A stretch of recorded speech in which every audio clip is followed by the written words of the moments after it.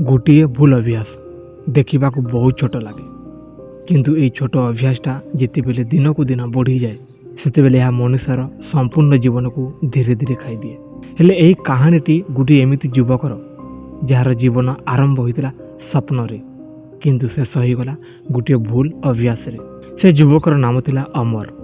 अमर गोटे साधारण परिवार बाबा थे स्कूल गोटे छोट कर्मचारी, माँ थे गोटे सरल महिला जहाँ घर काम संभालुले।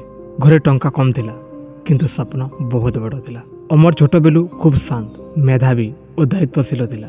से पढ़ा को भल पाउला, भविष्य को नहीं भावुला एवं मने मने प्रतिदिन निज को गोटे भल मनीष हेबार स्वप्न देखुला। स्कूल रे से शिक्षकों प्रिय थिला। शिक्षक माने कहते यही पुआ दिने निश्चय आग को जीव। बाबा गर्वर सहित सहर को कहते मो पुआ दिने आम दुख सबू शेष करदेव। माँ राति भगवान को प्रार्थना करुले मो पुआ को ठीक रास्तार रख। सबकि भल चलुला। कॉलेज पढ़ाई अमर सहर को गला।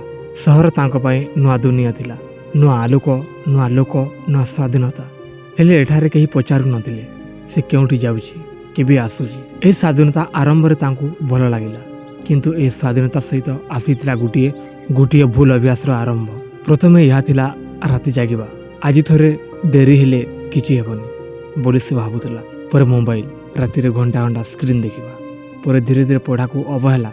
से कहला काली पढ़ी नेबी किंतु से काली केबे आसिला नहीं। गोटे भूल अभ्यास केबे एकाकी आसेनी, से निज सहित अन्य भूल अभ्यास को नहीं आसे। अमर धीरे धीरे आलसी हैला। लक्ष्य प्रति गंभीरता कमीगला।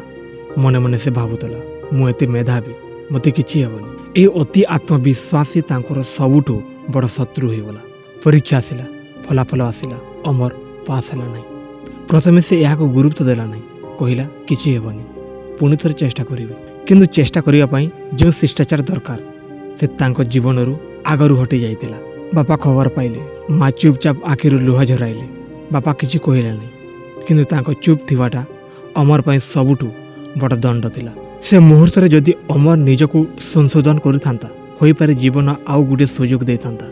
किंतु गुटे भूल अभ्यास जितेबेले मनुष्य को धरि नहीं थाए से मनुष्य को सतर्क संकेत मध्य देखा जाएनी। अमर आउ अधिक अवहेला कला। समाज नष्ट, स्वप्न नष्ट, आत्मसम्मान नष्ट कला। दिने से जो लोक थिला आदर्श से लोक धीरे धीरे निज आखिर मध्य छोट होगला। शेष से चाकरी खोजिला किंतु जोटी इंटरव्यू थिला सेटारे प्रश्न थिला तुमर शिष्टाचार केउटी, तुमर दायित्व केउटी। सेतेबेले अमर बुझिला डिग्री नुहे अभ्यास मनुष्य को तैयारी करे। गोटे दिन से राति रे एका घरे बसिथिला, मोबाइल हाथ रे थिला किंतु मन खाली। से मुहूर्त रे तांको आखि खुली गला। से अनुभव कला मो जीवन को कहीं नष्ट करेनी, मो निजे मो जीवन को नष्ट करिछि केवल गोटे भूल अभ्यास को गुरुत्व न दे। यह कहानी केवल अमर नुहे, यह तुमर मोर अनेकंकर। कारण जीवन केबे गोटे दिन रे नष्ट हुएनी। जीवन नष्ट हुए छोट छोट भूल अभ्यास रु, जहाँ को आमे दिने कहूँ किछि हेबनी। जदि आज तुमे ए कथा शुणुच एवं तुम मन रे केउटी गोटे भूल अभ्यास अछि तेबे याकू अणदेखा करनी। कारण से गोटे अभ्यासटा आगामी दिनर तुमर संपूर्ण जीवनर कहानी लिखिदेव। देख जीवन शेष में जितेबेले मनीष घूरी पछकू चाह देखे सेतेबेले से बड़ बड़ भूल को नुहे बरम से छोट छोट अभ्यास को देखे जहाँ से दिने अवहेला करथिला। से समाज रे मने हुए जदि से दिने थोड़ा ध्यान दे था, जदि से दिने निज को थोड़ा रोकी था तेबे संपूर्ण जीवन दिशा आउ किछि होई थांता। किंतु जीवन सबुठु बड़ा सत्य होछि समाज थरे चली गले पुणी फेरेनी एवं अवहेला करा जाइतबा अभ्यास दिने आमको दंड दे थाए। गोटे भूल अभ्यास केबे आमको सीधा सड़क ध्वंस करेनी। से आसे चुपचाप धीरे धीरे आमर रूटीन रे घुसी जाए, आमर भावना को शिथिल कर दे, आमर संघर्ष को आलस रे परिणत कर दिए।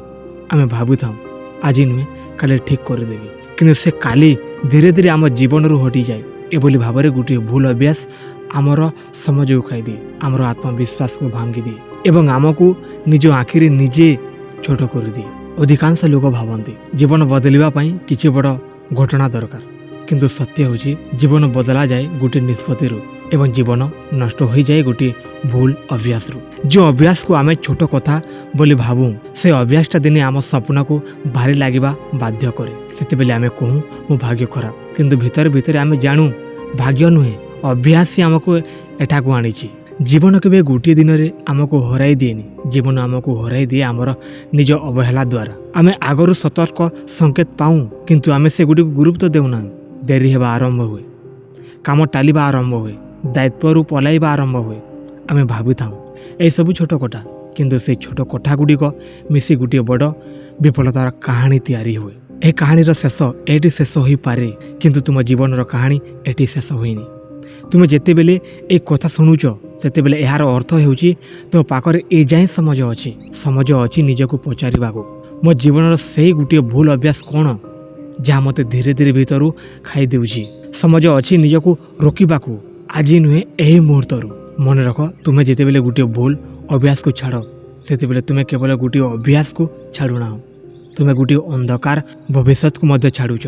ଏବଂ ଯେତେବେଳେ ତୁମେ ଗୋଟିଏ ଭୁଲ ଅଭ୍ୟାସକୁ ଆରମ୍ଭ କର, ସେତେବେଳେ ତୁମେ କେବଳ ଆଜିକୁ ନୁହେଁ, ଆଗାମୀ ସମ୍ପୂର୍ଣ୍ଣ ଜୀବନକୁ ସୁରକ୍ଷିତ କରୁଛ। ଦେଖ, ଜୀବନ ଆମକୁ ପୁଣି ପୁଣି ସୁଯୋଗ ଦେଉଛି, କିନ୍ତୁ ସେ ସୁଯୋଗ ଆମେ ସବୁବେଳେ ଚିହ୍ନି ପାରୁନାହୁଁ। ଆଜି ଯଦି ତୁମେ ଏହି ସତର୍କ ବାଣୀକୁ ଅନୁଭବ କରୁଛ, ତେବେ ଏହାକୁ ଶୁଣିକି ଚୁପ୍ ରୁହନି, ଏହାକୁ ନିଜ ଜୀବନରେ ଲାଗୁ କର। କାରଣ ଗୋଟିଏ ଭୁଲ ଅଭ୍ୟାସ ଯେପରି ସମ୍ପୂର୍ଣ୍ଣ ଜୀବନ ନଷ୍ଟ କରିପାରେ, ଠିକ୍ ସେହିପରି ଗୋଟିଏ ସଠିକ୍ ନିଷ୍ପତ୍ତି ତୁମ ସମ୍ପୂର୍ଣ୍ଣ ଜୀବନକୁ ବଞ୍ଚାଇ ମଧ୍ୟ ପାରେ।